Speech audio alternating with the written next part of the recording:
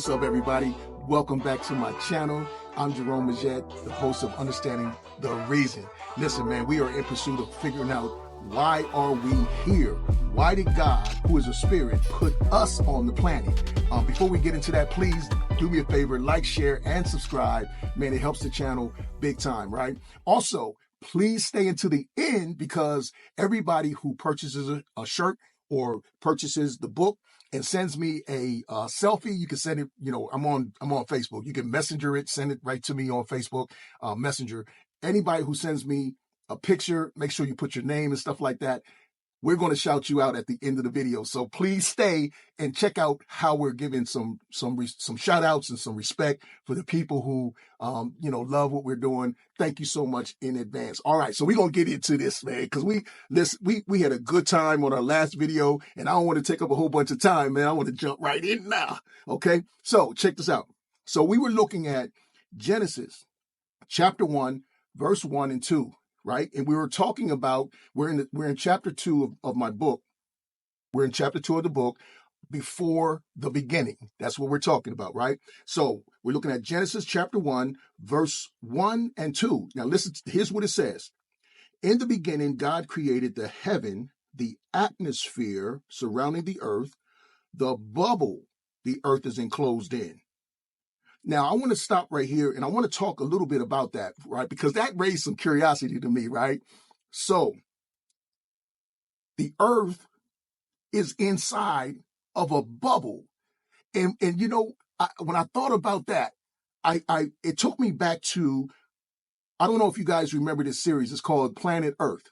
And it opens up with the globe, and then the sun is coming up over the horizon, and you see this thin blue line going around the globe. That's the bubble that's being mentioned right here in scripture. That right there, man, I'm telling you, that blew my mind. So check this out. Then it says, and the earth is comprised of dirt, dust, and clay.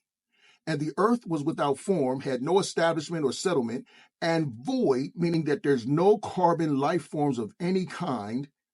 And darkness was upon the face of the deep waters.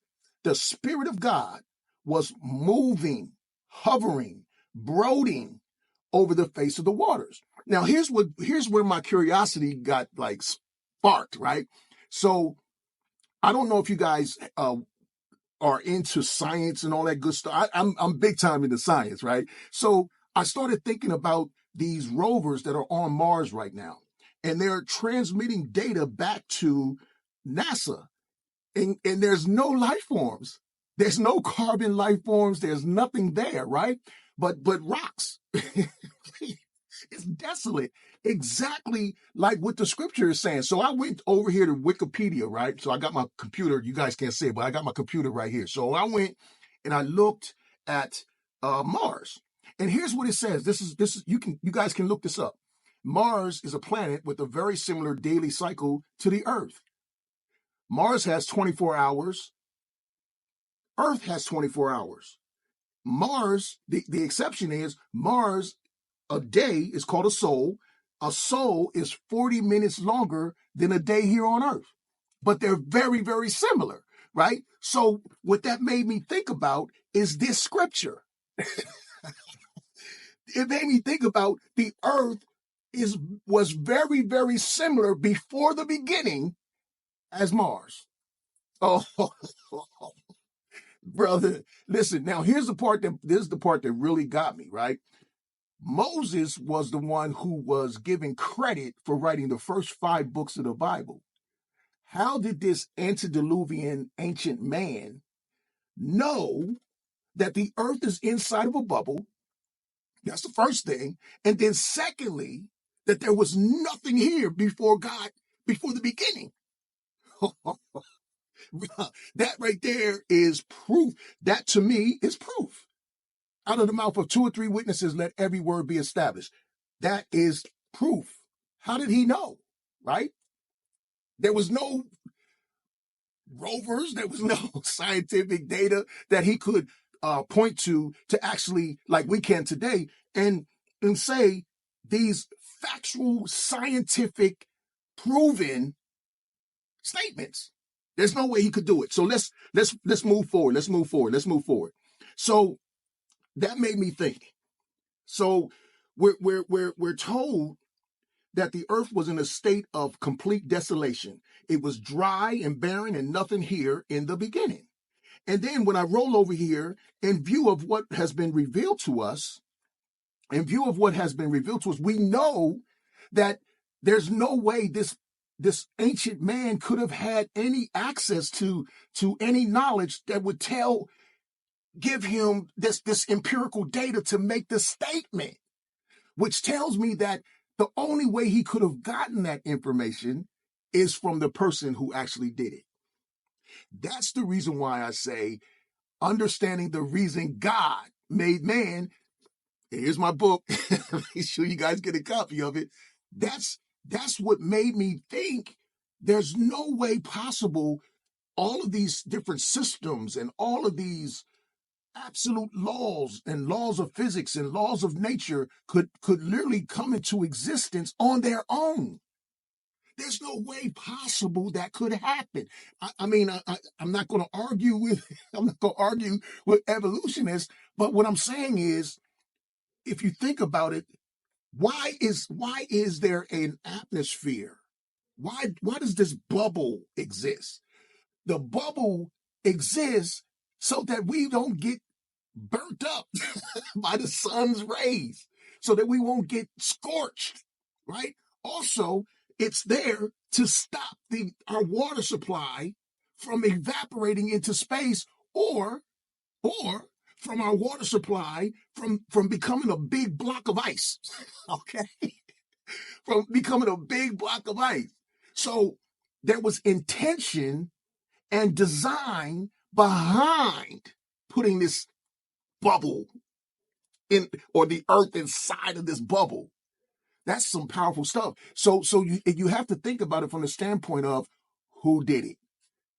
So science could tell us what it is. They could tell us, that it's 15 miles above the surface of the earth.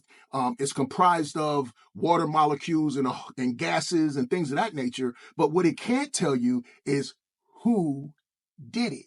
Who's responsible for the earth being put inside of a bubble? Man, that's some good stuff. Well, I'm telling you, we're getting closer to understanding the reason we're here. That's the purpose of these videos, and I'm so happy and I'm so glad that you guys are coming. I hope that you take that with you. Make sure you write that scripture down. It's Genesis chapter 1, verse 1 and 2. Okay? So now, when we think about the fact that we got this bubble, where did the bubble come from? Well, according to what we've learned earlier in our earlier videos, and please go back and check them out, is that Satan and his forces tried to take over heaven. They were defeated and flung to the earth. Jesus said, I beheld Satan fall to the earth like lightning. And we established that lightning causes damage when it comes into access with matter. When it hits something, boom, it's like an explosion. You know what I mean? It's like a bomb went off, right? So when they hit the planet, they cracked the water table and the earth flooded. How do we know? When we look, this is how we know.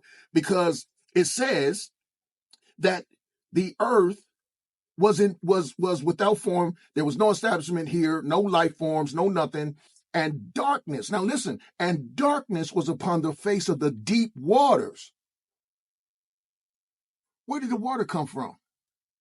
If the earth was like Mars, how did it become like inundated with miles of water? Well, we're going to talk about that on our next video. Man, I'm so excited you guys are here. Please pick up the book, Understanding the Reason God Made Man, What Made Him Do It. Hey, listen, also pick up one of his shirts. Both links are in the description. And send me a selfie with your name. I'll go ahead and put you on the end of all of our videos. If you do something for, some type of business, or if you have some type of project that you're working on, give us the link or give us some information on that, and we'll shout that out as well. All right. God bless you guys, man. Hey, thanks for being here. We'll talk to you soon. Peace.